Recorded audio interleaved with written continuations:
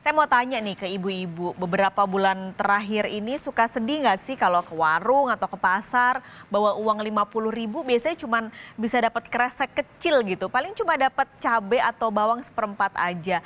Harganya emang lagi gila-gilaan nih berapa waktu terakhir ke belakang. Biang keroknya sebenarnya bukan hanya karena petaninya lagi gagal panen karena cuaca buruk, kan biasanya gitu ya alasannya, petani atau tempat panennya gagal, lalu juga bawang sama cabenya akhirnya nggak bisa dipanen, cuaca buruk, akhirnya berkurang nih suplai dari daerah-daerah pemasok.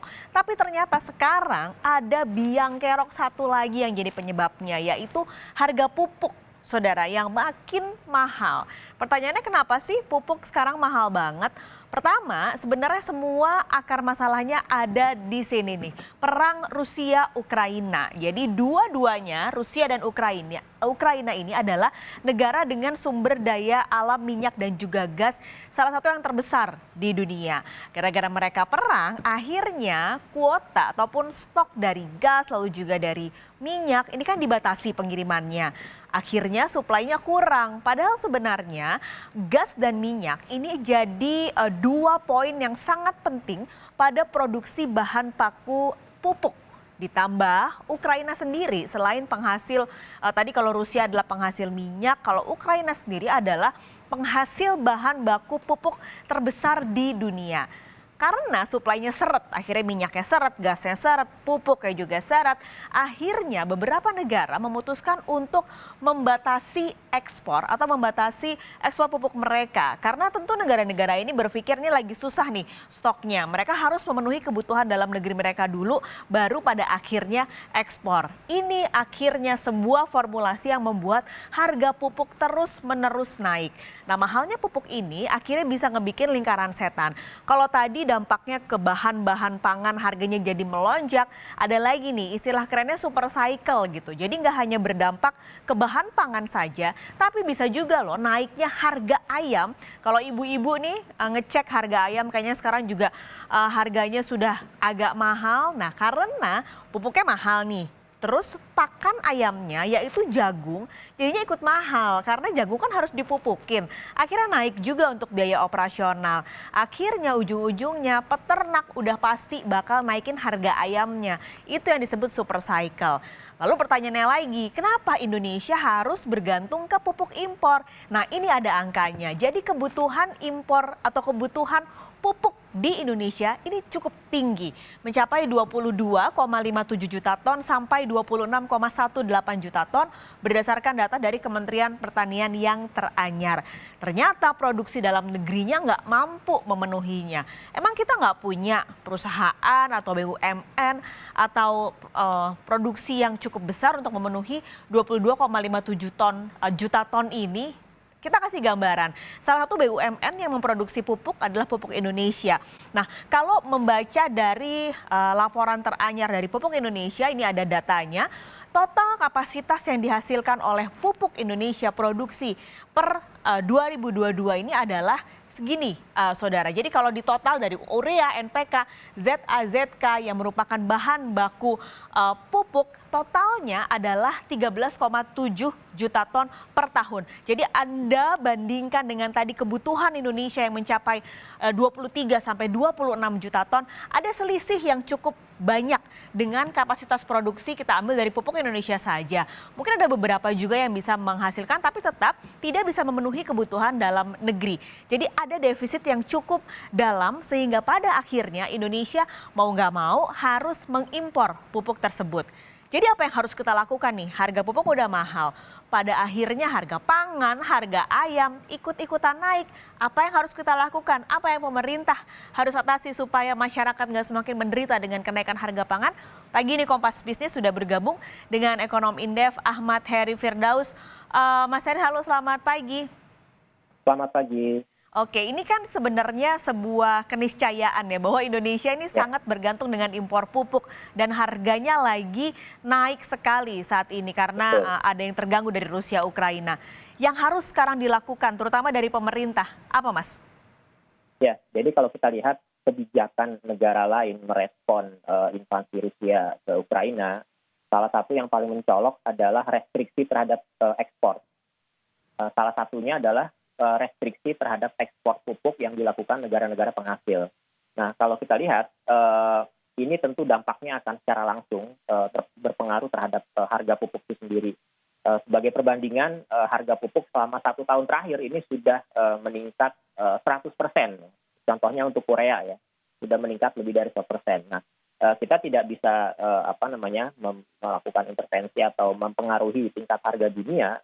Yang bisa kita lakukan adalah ya untuk membangun sebuah industri pupuk yang kuat, tentu diperlukan sebuah ekosistem yang bisa berdaya saing, kemudian juga input produksinya yang bisa kompetitif, ya, sehingga kita bisa menghasilkan industri atau produk pupuk yang memang diperlukan untuk petani seperti itu. Hingga saat ini karena adanya gap atau selisih kebutuhan domestik dengan produksi domestik, maka kita harus melakukan impor. Nah, tapi di sisi lain gejolak ekonomi global membuat nilai impor kita terus melonjak ya, hingga semester 1 2022 nilai impor pupuk kita itu sudah naik 70% lebih ya secara nilai. Artinya nilainya meningkat karena ya harga pupuknya meningkat seperti itu. Jadi kalau apa yang harus dilakukan? Ya, memang pertama adalah bagaimana pemerintah memberikan dukungan kepada petani, ya, karena di sini yang sangat terpengaruh adalah petani. Mereka mengalami kenaikan biaya input produksi. Di sisi lain, pendapatan atau nilai tukar petani ini juga mengalami tren penurunan, yang artinya secara real pendapatan mereka ini mengalami penurunan. Kita lihat inflasi yang cukup tinggi di tahun ini itu tidak mampu dikompensasi oleh peningkatan pendapatannya, sehingga secara real pendapatan mereka turun. Nah, disinilah pemerintah harus lebih berperan dalam bagaimana memberikan fasilitasi yang khusus gitu ya kepada petani, mulai dari bagaimana memberikan kalau saat ini kita ada subsidi pupuk. Nah, ini setidaknya pupuk bersubsidi ini harus turun tepat waktu. Itu yang pertama. Jangan sampai ada permasalahan seperti terlambatnya realisasi subsidi pupuk atau semacamnya. Kemudian yang kedua adalah input produksi lainnya. Ya, kita tahu memang banyak faktor yang mempengaruhi produksi pertanian, seperti yang saat ini juga sedang dialami adalah karena pengaruh iklim, kemudian pengaruh faktor produksi yang kita tidak bisa intervensi secara langsung. Namun pemerintah bisa melakukan fasilitasi dalam bentuk lain, yang pada intinya adalah untuk bagaimana membantu meminimalisir kenaikan input produksi yang dialami oleh para petani. Ini kan sebenarnya kalau ngelihat dampaknya udah kerasa sekali, apalagi pada kenaikan harga pangan. Ada dampak lain nggak sih, Mas? Harga pangan naik, harga pakan ternak naik, tapi ada dampak lain nggak dengan kenaikan pupuk ini? Ya, betul. Jadi kalau kita lihat inflasi bahan makanan, inflasi pangan ya sepanjang semester 1 ini meningkat sudah 6,2% ya sepanjang tahun 2022 Januari Juni. Nah, ini tentu dipicu oleh beberapa kenaikan harga komoditas pangan seperti cabai rawit, cabai merah, bawang, kemudian juga ternak ya, hasil ternak, kemudian juga minyak goreng. Nah, ini tentunya harus ada kebijakan langsung di sisi produknya dan di sisi hulunya, di sisi produksinya. Nah, pertama kebijakan bagaimana memastikan ya agar terjadi semacam kepastian atau pasokan yang benar-benar bisa diakses oleh konsumen seperti itu. Kemudian juga kalau kita lihat dampak dari tadi kenaikan harga pangan dan seterusnya, ini tentu akan mempengaruhi terhadap daya beli masyarakat. Karena tadi menurut data BPS meskipun upah nominal meningkat, namun inflasi yang terjadi begitu tinggi, akibatnya daya beli masyarakat akan mengalami penurunan. Seperti itu. Yang ini tentu akan berpengaruh pada pertumbuhan ekonomi. Jadi tadi kalau kita lihat dampak secara mikronya, memang terjadi kenaikan di beberapa komoditas pangan strategis yang utama, yang itu sangat dibutuhkan oleh masyarakat. Dan di sisi lain dampak lanjutannya adalah daya belinya ini akan terancam tergerus, yang nantinya akan berpengaruh terhadap sumbangan konsumsi rumah tangga dalam membentuk pertumbuhan ekonomi.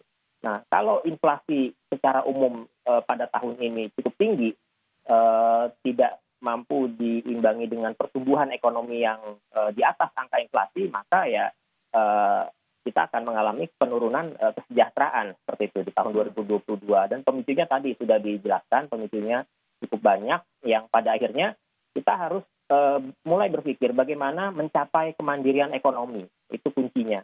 Untuk mencapai kemandirian ekonomi, memang ini tidak bisa dengan jangka waktu yang singkat. Seperti itu harus ada peta jalan dan konsisten dilakukan mulai dari sektor pangan, kemudian industri dan seterusnya. Sehingga memang ketika ada gejolak ekonomi global seperti ini, kita bisa setidaknya tidak terlalu bergantung ya terhadap dinamika dan eskalasi ekonomi global seperti saat ini. Berarti ada kemungkinankah inflasi ini memang sudah tidak akan tercapai target 2,5 plus minus 1% dan nantinya akan mempengaruhi pada pertumbuhan ekonomi di tahun ini, Mas? Ya jelas, kalau kita lihat year on year saja udah di atas 4% ya, sudah 4,3%. Maka kalau kita lihat sampai akhir tahun ini mungkin angkanya bisa di atas 6%. Nah, kalau pertumbuhan ekonomi kita cuma 5%, artinya apa? Inflasi yang terjadi kan lebih tinggi daripada pertumbuhan ekonomi. Jadi ini jelas akan menurunkan kesejahteraan, ya, singkatnya sederhana seperti itu. Dan ini yang harus mulai diperhatikan oleh pemerintah, bagaimana setidaknya menjaga daya beli masyarakat melalui program-program katakanlah bantuan langsung kepada masyarakat, kemudian juga fasilitasi terhadap produsen di pertanian dan seterusnya.